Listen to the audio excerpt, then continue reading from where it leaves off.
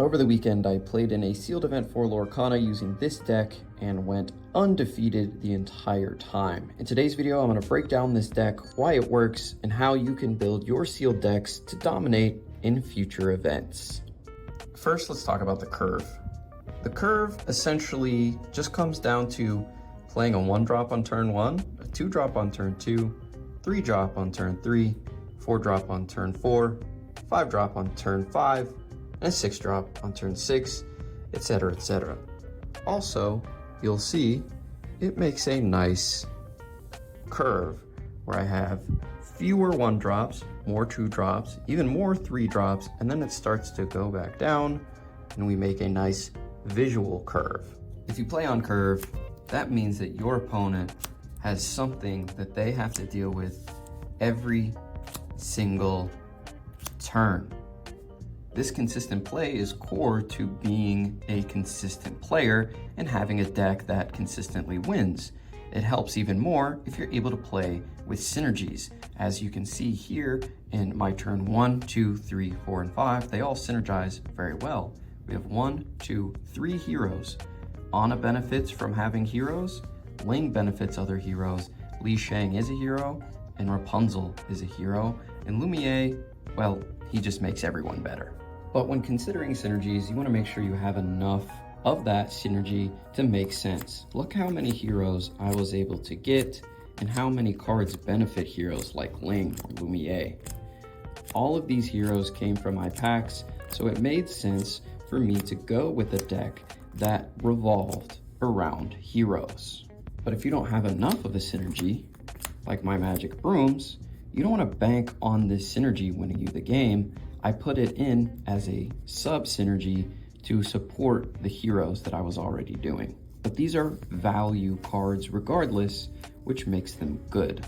So let's talk about value. These are some of the most valuable cards in my deck. And these characters have value, not just because they have good stat lines, but because they also provide something to the rest of my characters on the board or me as a player.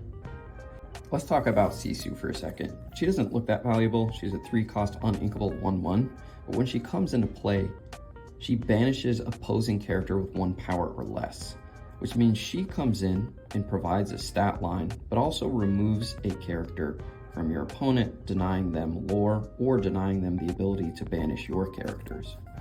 A character like Belle is super valuable because she's a 4/4 inkable 5 that quests for 2, which is huge in and of itself. But when she comes into play, she removes up to 3 damage counters from one of your characters and puts it on one of them. So she's what you would call a 2-for-1 or even a 3-for-1 because she's a body in and of herself. She heals one of your characters and then she removes one of theirs. Her value is amazing. Hercules is another character with great value for different reasons because he's able to protect your characters. As a 6/5 with resist 1, he can be a 6/10 at times depending on how your opponent is able to handle his resist and his bodyguard. He protects your other characters by forcing your opponent to attack him while everyone else can sit there and quest. He can also quest to gain 2 lore a turn. Obviously a very valuable card, especially in a limited format.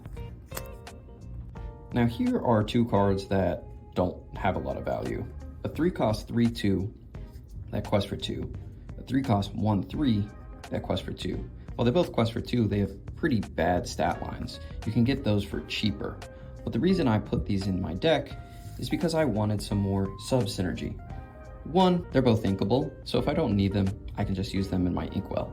But they can be useful because Hans gains me a lore if I have a princess or a queen out. I have 4 of them, so it seemed like an okay inclusion. Hera gives all my Zeus characters ward and all my Hercules characters evasive. I have 2 Hercules, so figured it was worth to put her in here. Just keep an eye out for those sort of synergies that might work with your main synergy. Since all my princesses and queens are heroes, it made sense to just throw Hans in there, even though he's not a hero himself. And since both my Herculeses were heroes, it made sense to put Hera in. And of course, they're both inkable, which is super important. As far as uninkables go, you want to limit this as much as possible. I had 1, 2, 3, 4, 5, 6. Only 6 in a 40 card deck. You want to make sure that most of your cards are inkable so you're not missing ink turns. As far as non-characters go, I think you really need to keep this number very low.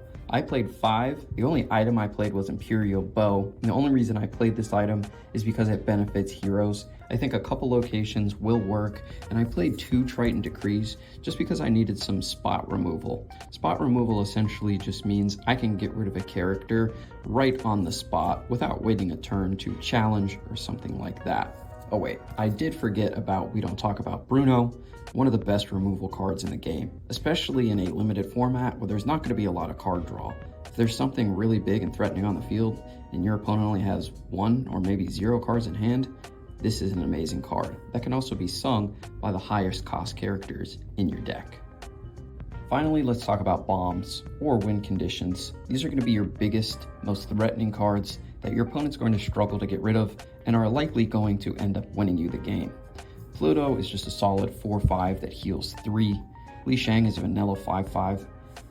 Hercules we already talked about. Rapunzel, she has an effect with Pascal, but you don't even need Pascal in the deck to make her good. She's a 3/5 that quests for 3. She needs to be taken care of immediately or your opponent will lose pretty quickly. And then there's TikTok, who is a 4/7 for 6 that only quests for 1, but he has evasive, so he's almost impossible to get off the board. These are the kind of cards you need to include that your opponent will struggle to get rid of and that will carry you over the finish line after all of your smaller cards have set up the win for you.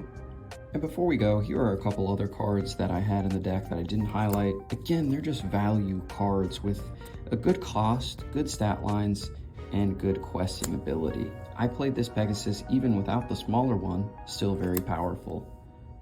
Isabella, Transform Chef.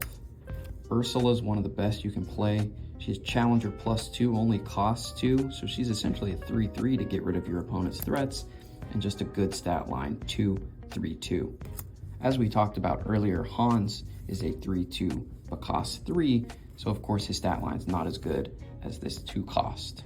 And that's all I've got today. I hope this helps you build better sealed decks in the future, and if you'd like more videos like this, let me know in the comments, and show your support by liking and following the page. We'll see you when we crack the next one.